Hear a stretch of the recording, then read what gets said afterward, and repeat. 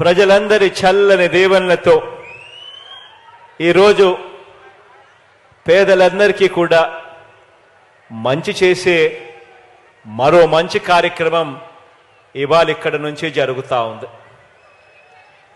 ఏకంగా 31 లక్షల పేదలకు ఇళ్ల పట్టాలను పొజిషన్ సర్టిఫికెట్ల రూపేణా అయితేనేమి, అన్డివైడెడ్ షేర్ ఫ్లాట్ల రూపేణా ఇచ్చే కార్యక్రమం అయితేనేమి, డి పట్టాల రూపేణా ఇచ్చే కార్యక్రమం అయితేనేమి, దేశ చరిత్రలో తొలిసారిగా ఈ రకంగా 31 లక్షల పేదలకు మంచి జరిగిస్తూ ఈరోజు ఆ పేదలకు, ఆ అక్క చెల్లెమ్మలకు ఇచ్చిన డి పట్టాలను సైతం రిజిస్ట్రేషన్ చేసి ఆ అక్క చెల్లెమ్మల చేతుల్లో పెడతా ఉండే మరో మంచి కార్యక్రమం ఈరోజు ఒంగోలు నుంచి ఇక్కడే జరుగుతూ ఉంది అని చెప్పడానికి సంతోషపడతా ఉన్నా.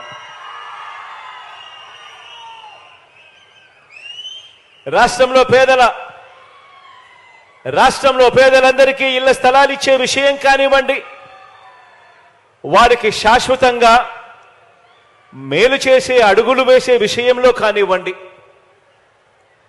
ఇళ్ల నిర్మాణం విషయంలో కానివ్వండి, గత ప్రభుత్వానికి మనందరి ప్రభుత్వానికి మధ్య తేడా ఎంతుందో ఒకసారి గమనించమని చెప్పి మీ అందరితోనూ కూడా కోరుకుంటూ మీ అందరి సమక్షంలో కొన్ని విషయాలు మీ అందరి ముందు ఉంచదలుచుకున్నాను. ఈరోజు మనం చేసే ప్రతి పని, ఈ 58 నెలల కాలంలో వేసిన ప్రతి అడుగు పేదల జీవితాలు మారాలి, వారి బ్రతుకులు మారాలి, ఆ పేద పిల్లలు ఎదగాలి, ఎదిగి భవిష్యత్తులో పేదరికం నుంచి బయటకు వచ్చే పరిస్థితి రావాలి అని ప్రతి అడుగు పడింది.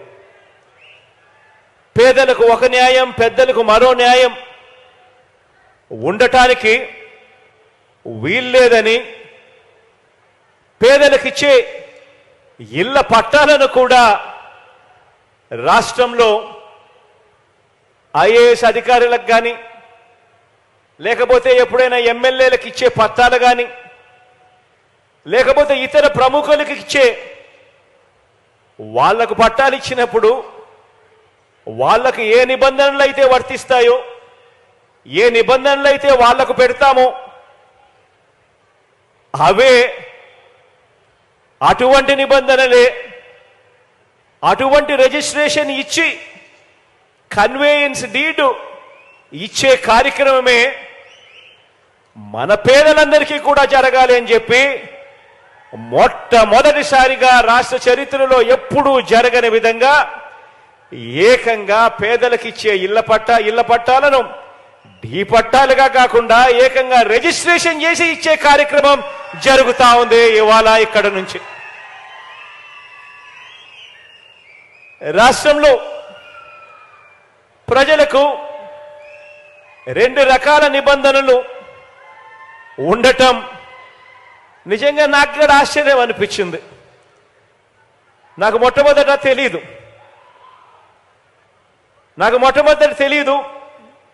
తెలుసుకున్నప్పుడు నాకే ఆశ్చర్యం అనిపించింది.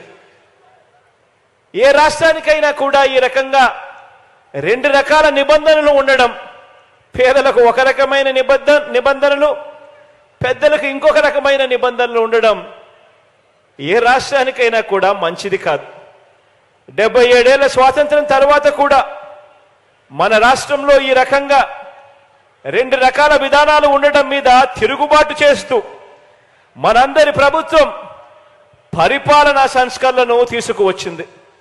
ఒక్క ఇళ్ల పట్టాల విషయం ఒకటే కాదు, ఈ 58 నెలల మన ప్రయాణంలో ప్రతి అడుగు కూడా ఒక విప్లవాత్మక సంస్కరణను తీసుకొచ్చే దిశగా అడుగులు పడ్డాయి అని చెప్పడానికి మీ బిడ్డగా సంతోషపడతా ఉన్నాను అని చెప్పి సందర్భంగా తెలియజేయడానికి గర్వపడతా ఉన్నా.